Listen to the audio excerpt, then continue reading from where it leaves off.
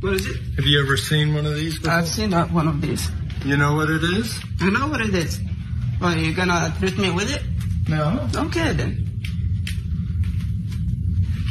I just want to make sure you know it's here. You're really stupid. I would protect myself. Why would you protect yourself? Why would I protect myself? Yes. Did I threat you? I have the right to protect myself. Did I threat you?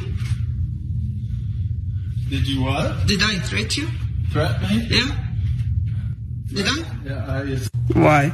What if I don't? If I go to the kitchen, what are you gonna do? You gonna shoot me?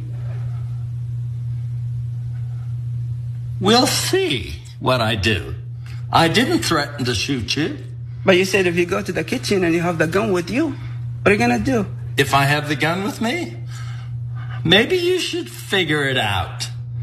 So you think you're so smart? So you're gonna You shoot figure me? out what I'm going to do. What are you gonna do? Oh, this is a very tense situation. This landlord down in Denton, Texas, as you can see standing on the stairs, blocking his tenant from getting to the kitchen for those kitchen privileges that he did not pay for. It requires a gun, apparently, to enforce that. So after the tenant was being threatened with this gun, he said that once he got his money back, he would leave. Let's look at him try and figure that aspect of this disastrous situation out. I guess I better get the immigration authorities to check it out. Okay. Because I think you're a safety risk in this country. Am I? Yes.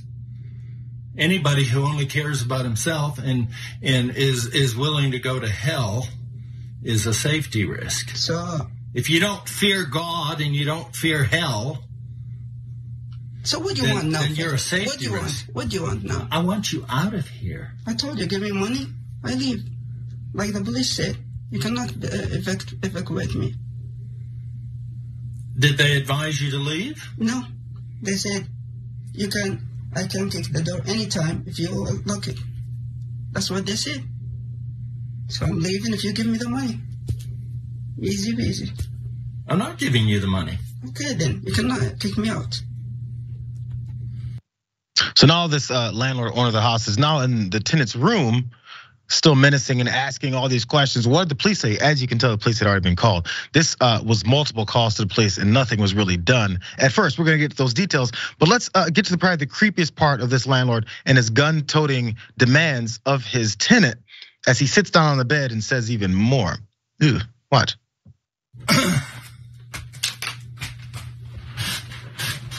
Well, then we'll just stay here and share the house. Okay, that's good. It's okay to go to hell.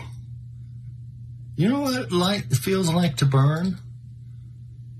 You know what I'm gonna do? Just stay away from me. I think I'm gonna invite some white supremacists into my home. Because you need to get roughed up some. You've apparently never been spanked or anything. You think you can get right in people's faces and tell them what you're going to do. So you think you're gonna spank me? No. Okay, then. It's too late for that. You're already a spoiled brat.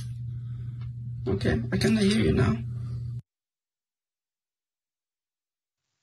Apparently white supremacists are needed for enforcement and spankings. I didn't know that was part of their screed. There's more details of how the police, I think, dropped the ball for a long time on this, and luckily no one ended up dead over this, since there was a gun-toting tenant in there who was obviously off the hinges. But first, Rayvon, I'm gonna let you jump in here, because first, have you had to deal with? All of us have had roommates. Obviously, how much everything costs, but this seems like probably the worst nightmare roommate situation ever. That definitely could have gone way worse. Yeah, I in college, actually, one of my roommates assaulted my other roommate and had to get evicted, but it was not near. I was never threatened with a gun, and not by the landlord. Like, this is absolutely absurd, and it's terrifying. And the person recording, like, I mean, God bless him, so brave during this entire interaction. Like, continues to record, continues to stay calm, talk to him calmly. In a truly terrifying situation. And all over what? He used the kitchen.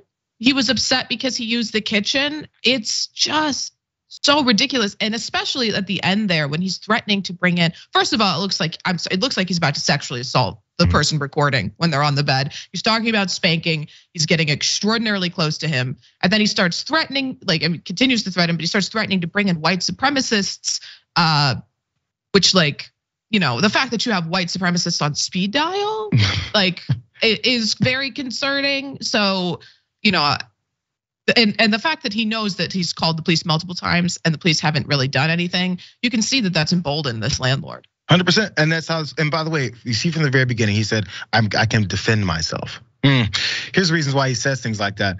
Because at about 12:40 p.m. on September 9th, is when all started. Officers were dispatched to this place where near Bradley Street, where Young told officers his tenant was trying to use the kitchen of their shared home.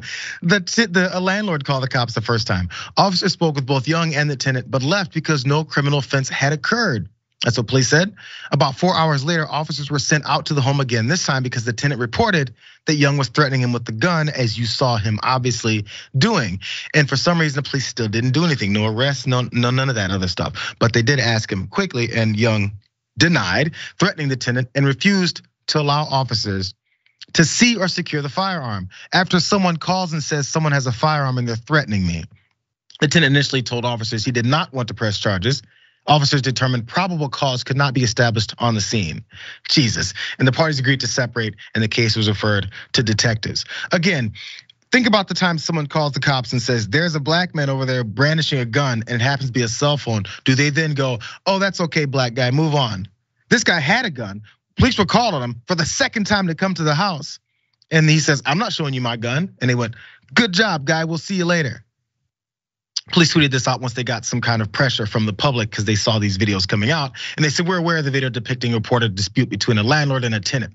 While the complainant's case did not initially want to press charges and an arrest was not made on the date of the disturbance, this is still an active investigation. In other words, get off our backs. We know what's going on and we kind of don't care. But on Wednesday of this week, it started on September 9th, Young, the landlord, was finally arrested. On September 27th, detectives obtained that felony warrant for aggravated assault and with a deadly weapon. So finally, something happened. It's just, it kind of took a little bit of public pressure, videotapes. None of these 911 calls, none of the things of the guy acting like what he probably was acting in those videos. Let's just move on and hope someone doesn't get killed. But I guarantee you, if that tenant had jumped on him on his back when he turned around, he'd be in jail.